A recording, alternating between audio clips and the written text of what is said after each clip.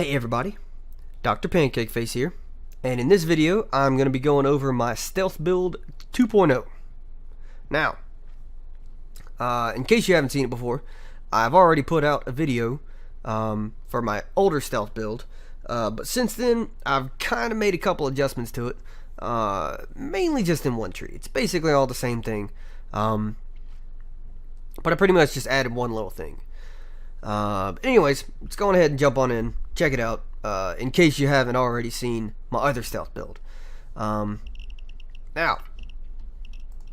for this particular build, I don't have any offensive stuff in it, but what I do have, first here in the Mastermind Tree, I have got endurance, so that I've got a little bit more stamina, a little bit more mobility, because it sometimes helps in stealth builds to be able to move as quickly as possible, maybe get away from some guards, or maybe guards have gotten into a position where you can kill them and you need to get there as quickly as possible so you can kill them and take them out.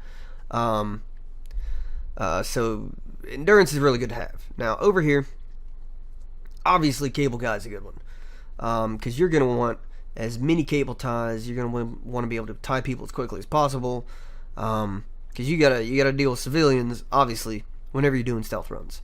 Now this control freak, very helpful to have, for two reasons. Now, obviously, the basic, whenever you fire your gun, freaks out people and gets them down onto the ground. So that one is good to have, especially on, like, let's say forced doors. You can use that to get people down onto the ground, and not have to bother with shooting them or tying them up. You can just fire off a shot every 30 seconds, be efficient with your ammo, and keep everybody down on the ground. Also with bank heist, you can take out, or you can get down all the people without even having to shoot them, tie them up, nothing. Even the bank tellers. The tellers behind the counter there, you don't have to run in and shoot them if you have control freak. You just shoot your gun a couple of times, they get down on the ground. And then obviously the insider help, really good to have. Then we got spotter. Now basic I don't really give a shit about, but aced, that's the one that's good to have, because on certain missions like oh god, let's see, bank heist, the diamond, Golden Grin Casino, you can go in and put in spotter cameras, and these spy cameras will highlight anybody in their view.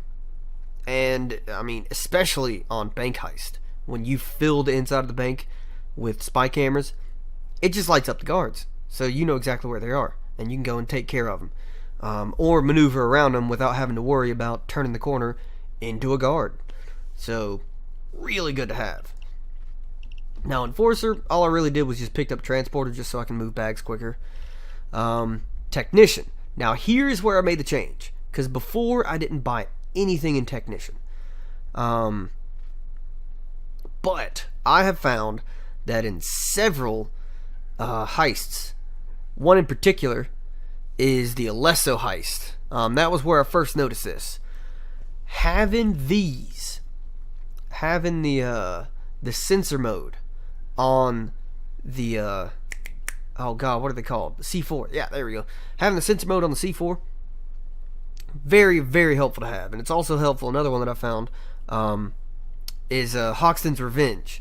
You go into that house and you put up a couple of these trip mines with sensors on them, and you're gonna know, like, let's say that the safe room spawns in the basement. Well, you can put a trip mine at the top of either one of the stairs. That way, as soon as somebody turns to come down the stairs, it's going to light them up, it's going to make a noise, and you're going to know they're coming. You can get out of the way and not have somebody walk up behind you and spot you. So the sensor mode C4 is actually very, very helpful to have in stealth mode. And I did not realize that when I made my first video. So I have since changed it, and now I'm putting up another one.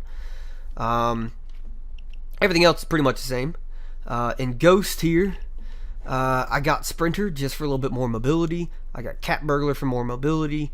I got Cleaner so that I can buy the body bag asset, and so that I can have the additional body bag. I got Chameleon, just basic, just so that I can mark shit when I'm in casing mode. I got Fast Hands, just to kind of make things go a little bit quicker. You don't really need Fast Hands, but it is pretty nifty to have. Because let's say you're doing, I don't know, Golden Grin Casino on your own. It's gonna cut the time down by a lot, because you're going and bagging up a ton of money bags, and it's gonna be really helpful to have Fast Hands on that particular case, and also on the diamond, where you're bagging up the artifacts. That is a really good one to have Fast Hands on, because if you're taking the full time to bag up those artifacts, you run the risk of having a curator or a guard turn the corner and see you standing bagging up those artifacts. So that's another one where Fast Hands can be really helpful. Like I said, not 100% necessary, but still pretty helpful to have. Now here we got Shinobi. This one is just basic for the extra mobility, and aced just so that people don't make as much noise when I kill them. But that doesn't really matter entirely, because I also have Hidden Blade aced. So either one of those makes the guys quiet. Now up here, here's where we get into the important skills. ECM Specialist, very, very important to have, because you're going to want the second ECM, and you're also going to want it to delay the pager. Very, very important to have. And then aced out ECM Overdrive, being able to open up the doors. Wow, that's a really good one to have. Because like, let's say Big Oil Day 2, there's a good one. Excellent example. You get to the scientist's house on Big Oil Day 2, and you're trying to do it stealth until you get down into the room. Well, you're not going to be able to do that if all you have is just the key card. And hell, you may not even get the key card. There have been some times where I've done Big Oil, and on day 1 I don't even get the key card. So I get to day 2, and all I have are just the 2 ECMs, and I've got a 2/3 chance of actually finding the server room. And I've actually had times before where a fully upgraded drill on Big Oil Day 2 can get spotted through a wall by a camera. How the fuck that works? No idea. I mean, if somebody at Overkill could fix that, that would be fucking awesome. But somehow that happens. So, you might as well not even bother with that. Just go on ahead and get the 2 ECMs. Really helpful on stealth missions. Now over here we got Lockpicking Expert, which, let's be honest, it's not 100% necessary. I like it because the lockpicking speed, the extra lockpicking speed, extremely helpful when you're trying to get into a door. Or if you're trying to open up a safe without being found, like Ukrainian Job. If you want to get into the back of Ukrainian Job, take a couple of people down, open up the safe, grab the tiara, and take the fuck off. This is how you're going to do it. You're not going to do it with the drill. Well, I mean, you could do it with a fully upgraded drill, but this is going to be a lot quicker. And then this, Camera Loop. Now, Camera Loop, I don't find too many uses for, especially not aced. But on a Lesso heist in particular, you're going to want aced Camera Loop. Because down in the loading dock, when you're having to move the forklift around, if the camera spawned in a really shitty spot, and so did the vaults that you have to put the fucking C4 things onto, you're gonna want Camera Loop, because otherwise you're not gonna do it. Plain and simple, you're not gonna be able to finish it. So you're gonna want Camera Loop. Now in Fugitive, basically a couple of these are important, some of these aren't. The concealment's nice to have. Acing that out's nice to have, but like I said before, not entirely necessary with Shinobi aced out. Now here, Sixth Sense. Wow, this is a good one to have. being able to stand still and light people up, wow, that is so incredibly useful to have. Because you can stand behind something and not even be able to see where they're at. They could be on the other side of a wall, or the other side of a pallet, or other side of a car, or whatever, and boom, you light them up and you know where everybody's at. Good example, fire starter day 1. If you stand next to the hangar and that thing pulses and it sends out, because it basically sends out like a pulse, almost like radar. And once the wave hits a person, boom, it lights them up. And you can stand next to the hangar on fire starter day 1 and sends out that pulse, and it hits all the people, lights them up, and you know if there is somebody there that you need to worry about, somebody there you can take out easily. So that one's really good to have. This one, it doesn't really matter. Mainly, the additional movement's nice to have, because you always want mobility on a stealth mission. But aced out, not entirely important. Daredevil, climbing speed is kind of useful, I guess, but really it's just spending points to get up to this.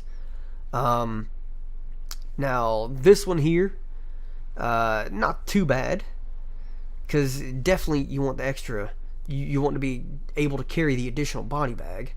And if you're the type of person that just, you're lazy and you don't feel like having to deal with the civilians and you just want to kill them, then yeah, the reduced cleaning costs, pretty darn good to have.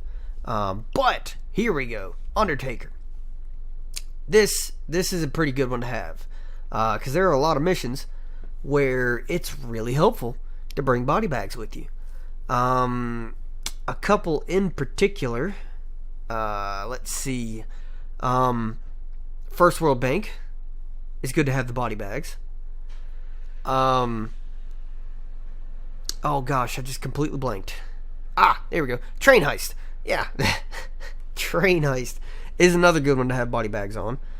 And then, oh gosh, there's another one that I was thinking about. Golden Grin Casino. There we go. Golden Grin Casino. That's another really good one to carry body bags with. So, Train Heist, Golden Grin Casino, First World Bank, those are all really good ones, and I'm sure there are a couple other ones, but I just couldn't think of them, that were good to carry the body bags with you. So, I mean, all of these things in here, I have found uses for in all the stealth missions that I do. Like this one, the ECM Overdrive, Election Day, Day 1, is another really good one to have this one for. Because when you're going around the dockyard, I mean, you don't want to have to try and drill into these doors. And you can saw into them, but some of them you can't. I think there's like 1 or 2 that you can saw into. And that, I think that's the first building that you come to, but after that, you don't want to saw into any of the other ones. Not in the second building, because all the people are too close. You're going to alert somebody. So, the ECM Overdrive, definitely good to have in that one. And that's all the skills that I like to use. Now, as far as the perk deck goes, it kind of depends on what I'm doing. Most of the time, I'm doing Bank Heist so that I can get the extra 10% stealth bonus to go and do something like, Hoxton Breakout or something like that. So I'll just take Hitman just so that I can use the dually pistols. Because, I mean, it makes it a little bit easier. But, one that I normally run whenever I'm doing anything else, I'll run Burglar. Because, you answer pagers quicker.